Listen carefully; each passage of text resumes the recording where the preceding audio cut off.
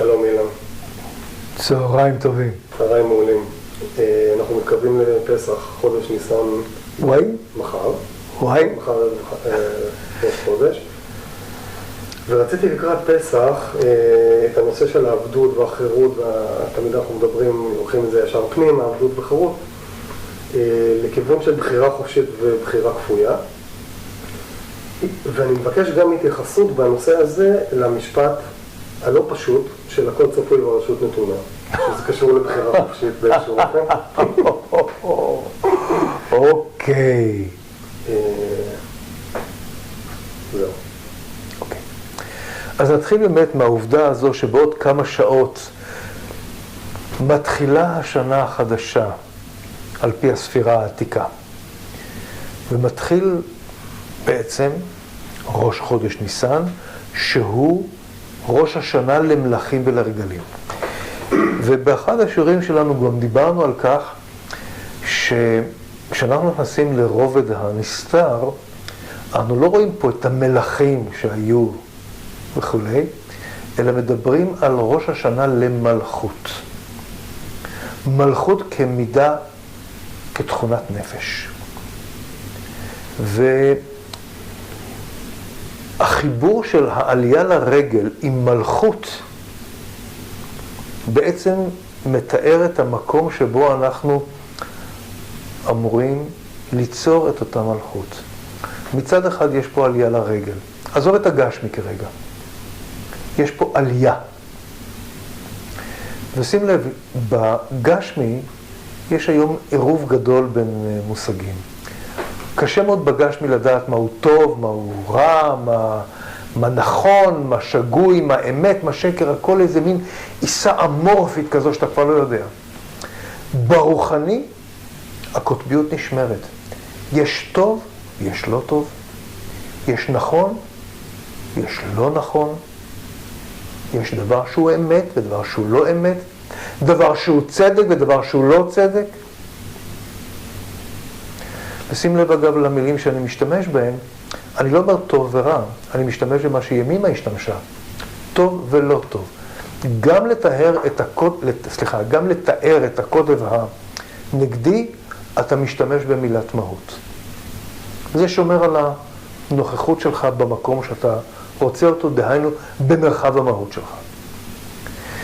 וכן, ברוחני ישנה עלייה, ישנה ירידה. והמקום הנכון שלנו בהתפתחות, שבעבורה הגענו הנה, הוא בעלייה. עלייה והתפתחות זה אותו כיוון. בירידה יש את המקום ההפוך. מצוידים במושגים האלה ומוכנים להיכנס למחזור הגדול החדש, דהיינו השנה החדשה.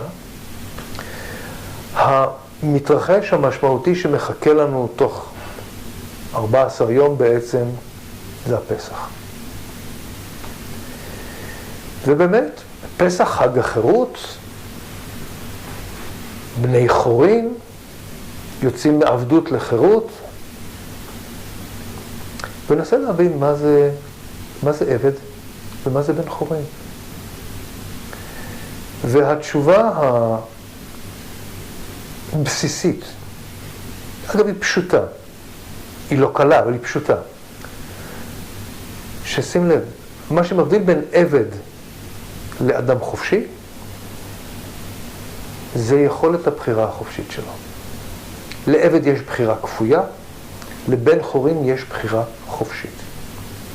עכשיו בואו נבין דבר נורא מעניין. בחירה חופשית לא אומר שהיא בחירה טובה או נכונה, היא יכולה להיות בחירה על הפנים, מטומטמת ברמות, אבל בחירה חופשית. היא לא בחירה כפויה. ופה נדגיש שבעצם האדם שברוב המקרים כופה עלינו דברים זה אנחנו. זאת אומרת, בכלל לא משנה מי כופה או מה כופה עליך את החשיבה, את הבחירה. המקום הלא נחמד הוא שאתה לא מתפתח מבחירה כפויה. כדי להתפתח, אתה חייב בחירה חופשית. עכשיו בואו נראה מה פתאום נכנסה פה המילה התפתחות. מה זה בעצם התפתחות? התפתחות היא רכישת יכולת שאין לי. למה זה חשוב? משום שאני לא מסוגל לממש תכלית חיים בלי להתפתח. היכולות שאיתן אני מתחיל לא מספיקות. חייב לרכוש יכולות נוספות, וכך אני עולה, שים לב המילה עלייה, עולה במדרגות ויכול יותר ויותר ויותר, ובצורה כזו אני מממש תכלית חיים. עכשיו כך, איך אני מתפתח? אנחנו מכירים את שלושת החובות שלנו. חובת הבחירה, חובת הטרחה, ואת חובת שחרור האחיזה בתוצאה. שים לב. למעשה, אם אני רוצה שתקרה לי איזושהי התפתחות, אני חייב את השלוש.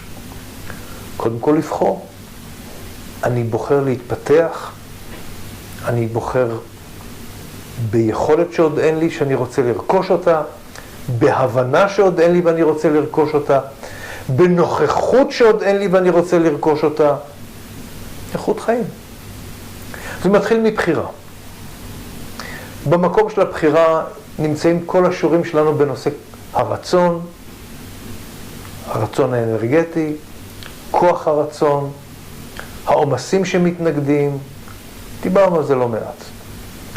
ואז מגיעה חובת הטרחה. וגם אמרנו את זה. טרחה, כשאתה טורח במשהו, אתה מוסר את הלב, את הנשמה, את הזמן ואת הכסף. כולך שם. וכולנו מכירים את זה שלטרוח ברמה כזו, ולבחור ללא פחד ושיתוק, הסיכוי היחידי לעשות את זה, כשאתה מלכתחילה משחרר את האחיזה בתוצאה. כי אם אתה אוחז בתוצאה, אין מצב שאתה תלך איך אומרים, במלא, all in, על משהו. זה לא יקרה. וכשאתה עושה את הדברים האלה, אתה בעצם יוצר מערכת שמתפתחת. כמה מתפתחת, איזה קצב, תלוי על מה מדובר, אבל היא מתפתחת. ועכשיו שים לב שבעצם מה שמבדיל עבד מאדם חופשי, זה באותה מתנה שנקראת התפתחות. עבד לא מתפתח. כי הבחירות שלו הן כפויות, הן מוכתבות.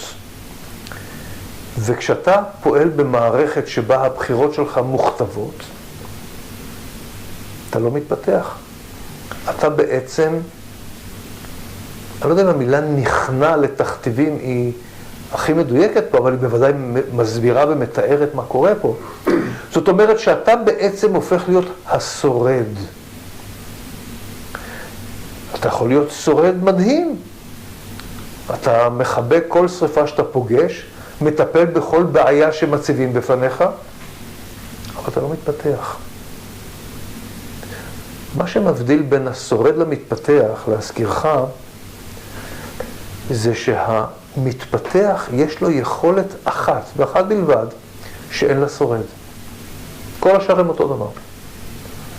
המתפתח, דבר ראשון, יודע שיהיו דברים שהוא לא יעשה. המתפתח בוחר במה הוא לא יעשה, במה הוא לא יטרח. עכשיו שים לב, אלה הבחירות הכי קשות בעולם. לא מדברים עכשיו על דבר שולי. אתה מדבר על דברים שהם חשובים, ודברים חשובים שאם לא תטפל בהם, הם לא יהיו. ואנחנו עדיין נמצאים פה במערכת שאתה לא מסוגל לבצע את כל מה שאתה נדרש לו. אי אפשר. ואתה בעצם עומד במצב שהוא, אנחנו קוראים לו לא אנושי, אבל הוא הכי אנושי בעולם, לבחור במה לא תיגע. ובמה שלא תיגע לא יהיה. איך בוחרים את זה? זה קשה. אבל אתה כבר יודע שאנחנו אוהבים לומר שקשה זה טוב. אבל זה ממש קשה, זה קורע את הלב. מה, בדבר החשוב הזה, נכון, לא תיגע, כי אתה תשקיע את המשאבים שלך במקום אחר. עכשיו שים לב. אנחנו יצורים של גשמי ורוחני בעסקת חבילה. אמרה ימימה, ברוחני אין זמן, אבל בגשמי יש. אם אתה רוצה שמשהו יהיה, הוא חייב להתבצע גם בממד הרוחני וגם בגשמי. ובגשמי יש זמן. מאיפה תמצא את הזמן? והסוד הוא, זמן לא מוצאים, זמן מפנים. מה זה מפנים זמן? יש מילה חדשה בעברית, תיעדוף. קביעת סדר עדיפויות. אתה מפנה זמן דרך תיעדוף. עכשיו, שים לב, אתה לא מתעדף מה תעשה. אתה קובע מה לא תעשה. נכון, נכון. זו בחירה קשה. נכון, כי בדרך כלל, לפחות מהחוויה האישית שלי, הדברים שאני עושה, הם דברים שלא חשוב כרגע אם זה נכון או לא נכון, אני נמשך אליהם. כלומר, הרבה פעמים זה משיכה שהיא או ממהות או לא ממהות. לא חשוב. אבל אתה בוחר לעשות. כן. ושם אין לך קונפליקט. נכון. לבחור משהו חשוב שאתה אומר, בזה אני לא נוגע. כן, לא יודע אם חשוב, אבל נראה כחשוב. כן. חשוב. אין פה, יש פה מערכת אישית. כן. בוא נזכיר עוד משהו. איך אומרים באמריקאית? הכל אישי. אין, זה עסקים, זה קול, הכל אישי, שיהיה ברור. כל החיים שלנו בעולם הזה, הכל אישי. כן. אבל הכל. וכשיש לך משהו אישי והוא חשוב, אתה אמור לבחור לטרוח בו או לא לטרוח בו. וואו. אז מה שאתה בעצם אומר, אם אני מבין נכון, כשאתה מתייחס לבחירה חופשית, אתה אומר, עזור רק את הבחירה החופשית, כדי לבצע בחירה חופשית, אתה צריך לעשות ויתור על דבר אחר. אתה עושה בחירה חופשית להימנע. להימנע. זאת אומרת, החסימה בלעשות בחירה חופשית אמיתית, היא בהימנעות ממשהו כדי לעשות את הדבר הזה. זה הכי קשה. כי כשאתה, הרי מה אנחנו באמת עושים בדרך כלל? בוחרים במה נעסוק, ואז פתאום, מכיוון שאנחנו חיים במסגרת של 168 שעות בשבוע, אנחנו ברגע מסוים הופכים להיות השורדים. אנחנו לא המתפתחים. מאוד בקלות, כן.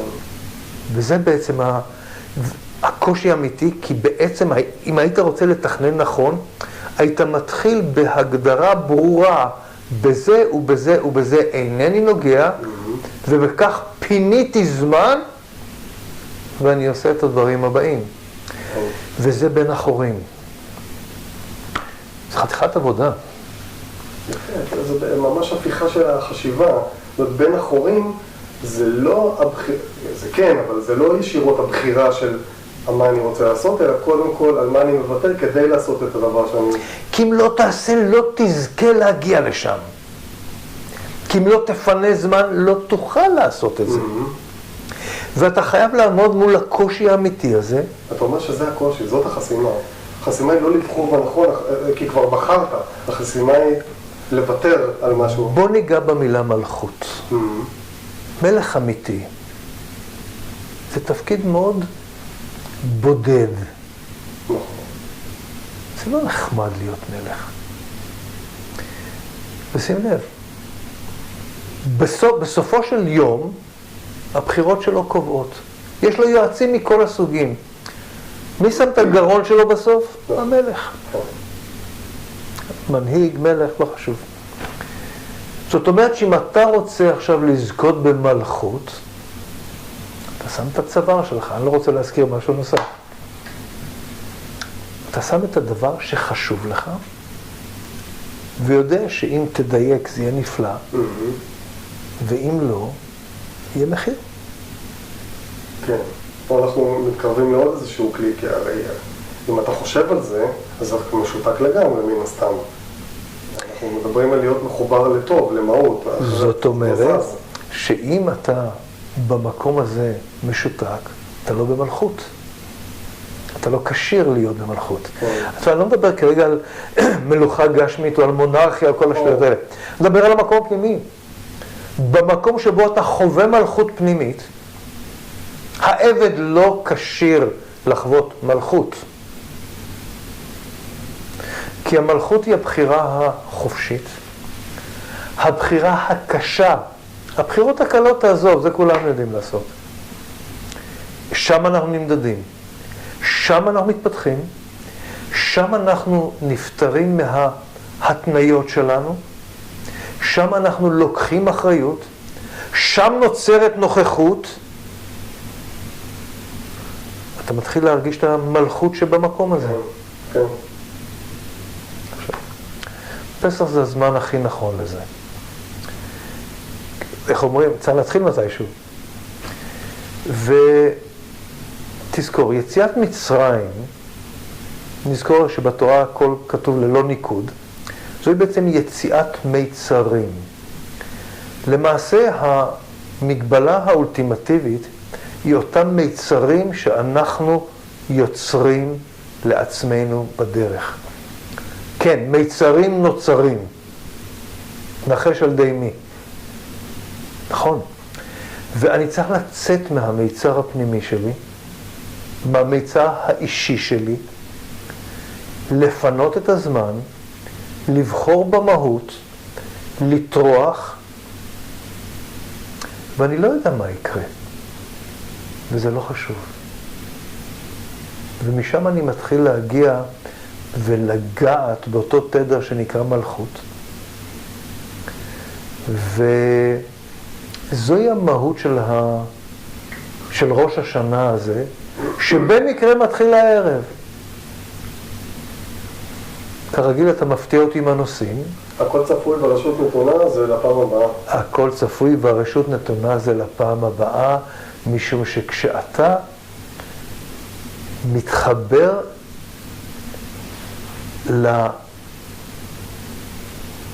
למהות שלך, אתה אמור לממש את יכולת הבחירה החופשית שלך. וכדי לעשות את זה, אחד הכלים הנפלאים מוצפן במשפט של הכל צפוי והרשות נתונה, וכמו שאמרת, נשאיר משהו לפעם הבאה. תודה לך. תודה רבה.